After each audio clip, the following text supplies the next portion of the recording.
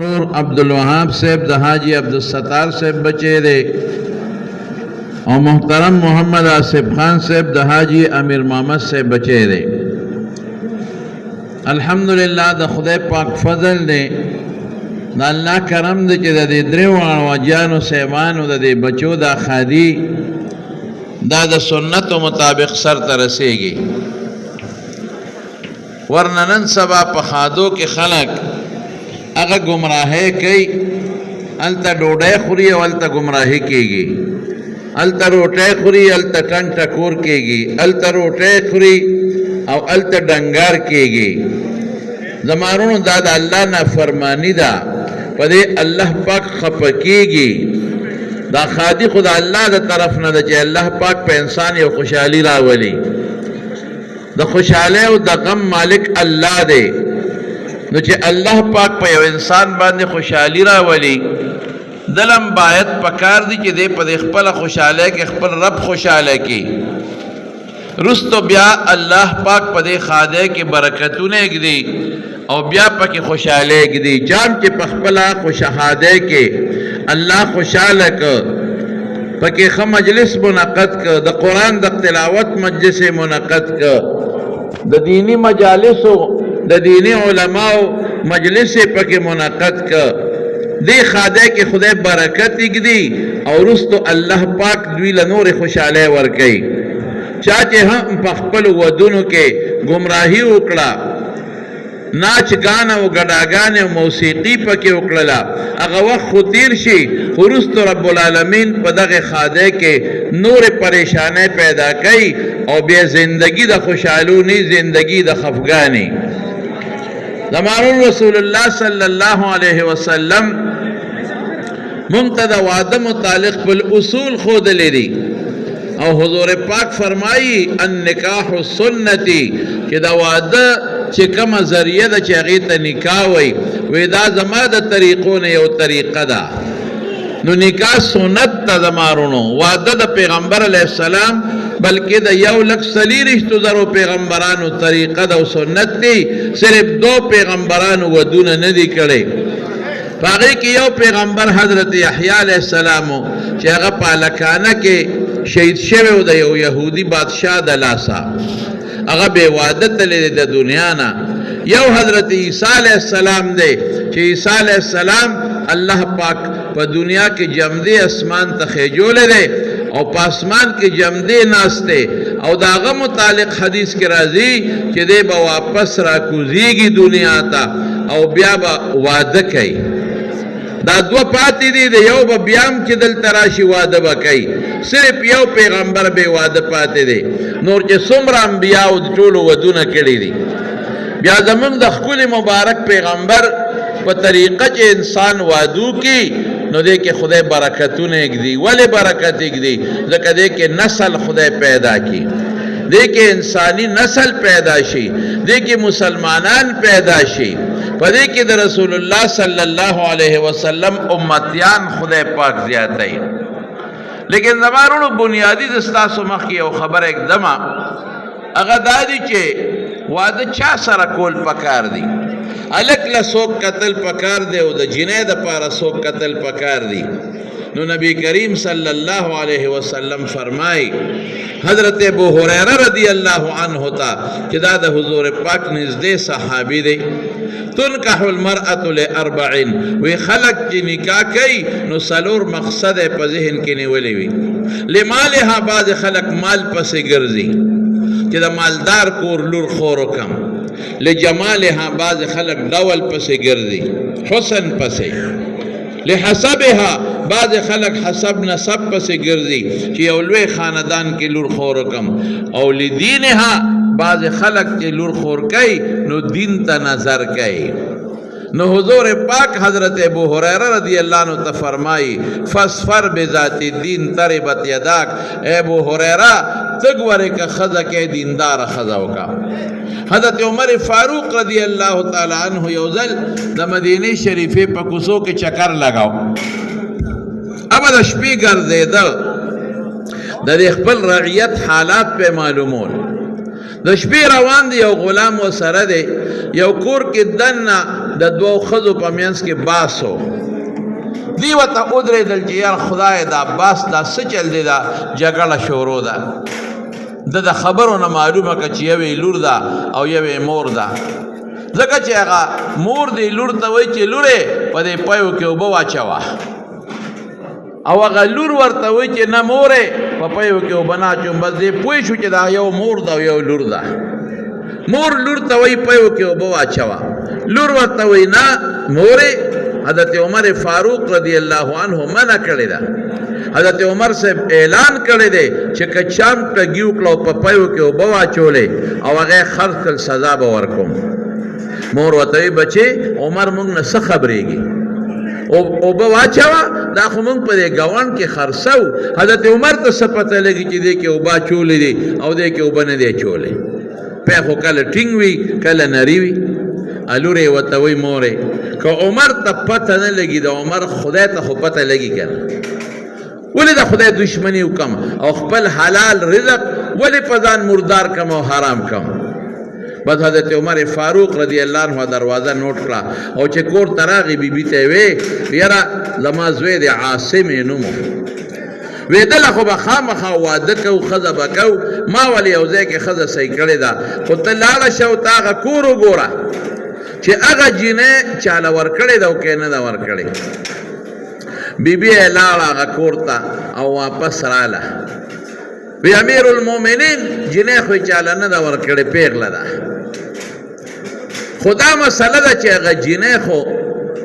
ګډو او چیلو والا خلک دی، شپونکیان دي، او ته خو امیر المؤمنین نو ته به خپل زوی له په داسې کورنۍ کې ښځه کې. حضرت عمر فاروق رضی الله عنه ورته څه وایي ما د ښکلي پیغمبر نه اورېدلی دي چې دې ته مه ګوره چې دا څوک دی او څوک نه دي، دا ټول د ښکلي مبارک پیغمبر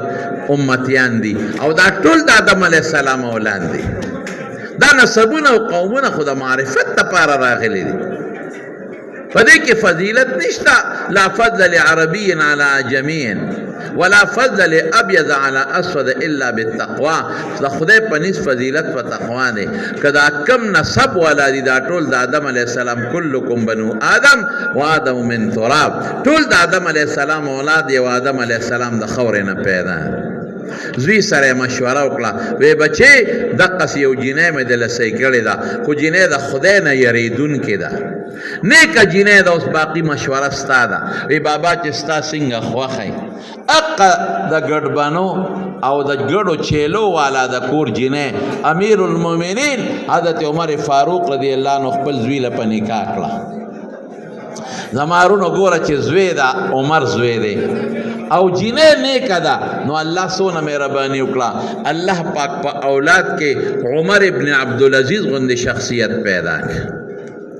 ولې لکم نیکو او جینۍ نیکه وه، نو خدای ته ملغلره او هیره پیدا کړه. هغه عمر ابن عبدالعزیز چې هغه کله بادشاه شو نو ښځې ته وایي د فاطمه نوم و د ښځې وی که ښځې که دې خوښه یي نو طلاق بدله درکم. نو ښځه ورته وایي دا څنګه خبره کې چې خدای په موږ ورځ راوسته او ته بادشاه شوې نو ما له طلاق راکې، ما څه غلطي کړې ده چې ته طلاق راکې؟ وی هېڅ غلطي دې نشته، د ما خوښې، خو په ما د بادشاه بار په سر را پروتی دی، نو زه ستا حق نشم پوره کولی. نو د قیامت پر ورځ به ته زما نه د خپل حق تپوس کې زه نشم پوره کولی، نو تاله به طلاق درکم، ته پیغله جینۍ ځان له بل خاوند وګورې. ښځه ورته وایي زما در سره صبر دی، زما حق مه پوره کوه خو ما مه جدا کوه. وی ښه بیا داسې وکړه چې دا ستا کومې جامې دي او کوم زیورات دي او کالي دي او دا تاجونه او بنګړي دي دا به غونډ راکې، دا د بیت المال دي، تا لرور د بیت المال نه راغېښتې دي، د بیت المال په پیسو شوي دي، ما سره چې ژوند تېری نو دا به واپس کې. ټولې جامې زیاتي او کالي هر څه جمع کړل بیت المال کې. بیبي یې وایي د بادشاه نه پس د عمر ابن عبدالعزیز او زما 3.5 کاله ژوند تېر شوی دی، په دې 3.5 کاله کې دی ما ته نه دی رانږدې شوی. ټوله شپه به یې خدای ته ژړل، یا خدای لوی رعیت تیرا په غاړه کړی دی، خدای که دې کې وږي مړ شو، دې کې نار مړ شو، دې کې تږی مړ شو، د قیامت پر ورځ به ما نه ته تپوس کې، که دې کې څوک مظلوم سره ظلم شو ما نه به تپوس کې. ټوله شپه به یې ژړل. نو چې کله وفات شو زما رونو نو هغه د بیت المال چې کوم ناظم الامور او سیکرټري هغه راغی او ښځې ته ونوی وی تا نه خاوند چې کومې جامې اخیستې دي او کوم کالیګان نو هغه ما په یو الماری کې محفوظ ایښودی او زه صفا کوم سنډه مې چې خراب نشي نو اوس خدای سم خاوند مړ دی نو بدله راوړم واپس ښځې ورته وی نه زه خپل خاوند مړ خاوند سره وفا کول غواړم زما رونو دا ولې دا الکم نیکو او جینیم نیکه وه که موږ د حضور پاک په سنتو باندې عمل وکړو او موږ زوی له د داسې جینۍ انتخاب وکړو چې هغه منځګزاری او هغه دینداری او صالحی قسم د زندگی به د جنتي د جنت او که موږ زوی له د داسې جینۍ انتخاب وکړو چې هغه ازادی اب المازی هغې له قرآن نه ورځي هغه د دین نه لرې وي قسم دی چې کور دوزخ دی دوزخ بل طرف ته به هم ګورو یو طرف ته نه حضور پاک فرمائی اذا خطب الیکم من ترضون دینه و خلقه فزوجوه چې داسې څوک دنه لور وغواړي چې هغه دین هم پکې وي او خوی هم پکې نو والا ورکړي هلک به همغه هلک ګوري چې هغه دیندار او د هغه خوی سمې که هلک بې دینه لور خو مه ورکوه مال ته مه ګوره دولت ته مه ګوره دین ته وګوره چې د هلک کې دین شته او که نشته او په د هلک کې خوی شته او که خوی یې خراب دی که خوی یې خراب وي نو بیا وله لور خو مه ورکوه او که خوی یې ښي او دین یې ښي بیا وله ورکړه الحمدلله ډېره د خوشحالۍ خبره ده رونو چې دا نن د دې حاجي صاحب حاجي مندوس صاحب او حاجي عبدالستار صاحب او حاجي امیر محمد صاحب د دوی د بچو ودونه دي ګوره زه چې ګورم نو صالحان خلق پکې موجود دي عالمان پکې موجود دي حاجیان پکې موجود دي او تاسو هم ښه په شوق او په مینه راغلی نو چې څوک روټۍ خوري هغه د خیر د روټۍ خوري او چې څوک فارغ وي نو د جمع دعا ورته وکړئ چې الله دا درې واړه حاجیان په دې درې واړو بچو باندې خوشحاله کړي چې څوک روټۍ خوري خیر دی هغه صرف آمین وایي او چې څوک فارغ وي لاس الله ته اوچت کړي الله دعا د مسلمان قبلوي دوی دعوت کړی دی او تاسو راغوښتی دوی په دې خپله خوشحالۍ کې تاسو شریک کړی تاسو دوستان یې ځکه تاسو را بللی او تاسو خپل وخت قیمتي وویسته او د دې درې واړه حاجیانو په دې خادۍ کې هم شرکت وکړه نو دعا وکړئ درې واړه حاجیانو ته چې خدای پاک یې په دې خادو باندې خوشحاله کړي او د محترم رور عبدالله صاحب عبدالوهاب صاحب او محمد آصف خان صاحب د درې واړو د خپلو بیبیانو سره خوشحاله زندگی نصیبه کړي الله د درې واړو د خپلو کوروالو سره د خوشحالو زندگی نصیبه کړي الله دا درې واړه هلکان په خپلو ښځو باندې الله زاړه کړي ښځې په دوی زړې کړي الله د ناچاقو نه وساتي الله د اختلافاتو نه وساتي الله د بدنظرو نه وساتي الله په دې خادو کې ولا نورې خوشحالۍ واچي الله د دې درې واړو جنکو او د دې هلکانو یو بل سره د سنتو مطابق زندگی نصیبه کړي الله د دې درې واړو هلکانو مور او پلار په دې خادو باندې خوشحاله کړي او الله د دې جنکو مور او پلار هم پې خوشحاله کړي دا جنکۍ د حاجي صاحب د کورونو پورې بختورې کړي الله او خدایا د شڼتوب نه وساتې دا دعا وکړئ چې دا هلکان او دا جنکۍ الله د شڼتوب نه وساتې د کونډتوب نه وساتې او الہ العالمین په دې خادو کې ولا برکت واچي الله دې په دې خپل خاده کې ته خوشاله کړي او د نیکه مجلس پکې جوړ کړه الله ته خوشاله کړي د مستقبل خوشاله نصیب کړي الله دا وعده د ولیمه ولا قبول کړي الله دا خیرات ولا قبول کړي دا صدقه ولا قبول کړي او دا ول د مصیبتونو او تکلیفونو د رز ذریعہ وګرځي الله تعالی بیا هم سوال کو څومره زنانه چې دي یا نارینه چې راغلي د ټولو د خیر او د برکت جون نصیب کړي او حاجي صاحب دې درو واړو ته دعا وکړي الله په روزګار کې او کاروبارونو کې برکات واچي او الله د دنیا او د آخرت د فتنو نه وساتي الله د حاسدینو د حسد نه وساتي د شریانو د شر نه وساتي د بد نظر او د بد نظرو نه وساتي د حاسدینو د حسد نه وساتي د خوشحالي خدای نصیب کړي او په دې خوشحالو د جنکو پلرونه او میندې او د هلکانو د حاجي صاحب دې ټول خوشحاله کړي